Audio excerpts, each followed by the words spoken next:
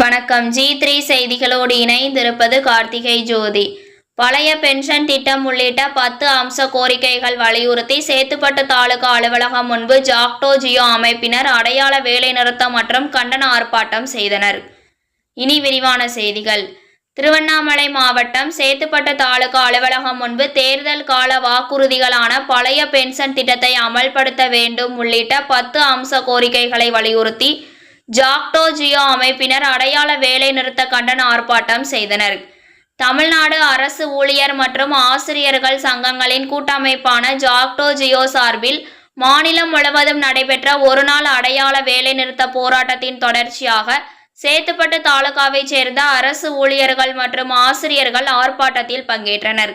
ஆர்ப்பாட்டத்திற்கு வட்டார ஒருங்கிணைப்பாளர்கள் ஜெகதீசன், பாபு, ராமநாதன் ஆகியோர் தலைமை வகித்தனர். மாநில துணை ஒருங்கிணைப்பாளர் பழனி, மாவட்ட இணை செயலாளர் முத்துவேலன் ஆகியோர் முன்னிலை வகித்தனர். மாநில துணை பொதுச் செயலாளர் மணி வரவேற்றார்.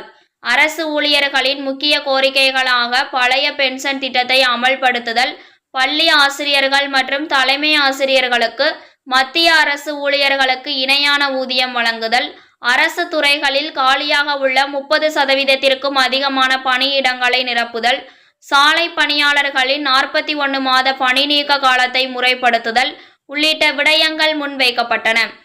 இந்த கோரிக்கைகளை வலியுறுத்தி ஆர்ப்பாட்டக்காரர்கள் முழக்கங்கள் எழுப்பினர். ஆர்ப்பாட்டத்தில் சங்க நிர்வாகிகள் சிவா, சரவணன், சம்பத், மணிகண்டன், விஜயா, குமார், குணசேகரன், தனசேகரன், விண்ணரசி உள்ளிட்டோர் பங்கேற்றனர். மேலும் தமிழ்நாடு அரசு ஊழியர் சங்கம், உயர்நிலை மற்றும் மேல்நிலை பள்ளி பட்டதாரி ஆசிரியர் கழகம், முதுநிலை பட்டதாரி கழகம் உள்ளிட்ட பல்வேறு அமைப்புகளைச் சேர்ந்த அரசு ஊழியர்கள் சுமார் 100 பேர் கலந்து கொண்டு வேலை நிறுத்தத்தில் ஈடுபட்டனர். சேத்துப்பட்டு வட்டார தலைவர் திருநாவுக்கரசு நன்றி தெரிவித்தார். G3 செய்திகளுக்காக சேத்துப்பட்டு செய்தியாளர் ஷாம். இடைநிலையாசிரியர்கள் இழைக்கப்பட்ட அநீதியை போக்கிடுக, போக்கிடுக, வழங்கிடுக. 2 மாத ஆட்சியிலே பழைய பென்ஷன் திட்டத்தை வழங்கிடுக, வழங்கிடுக, வழங்கிடுக. அப்பாவின் வழி வந்த ஆட்சி என்று சொல்லிக் கொள்ளும் தமிழக அரசு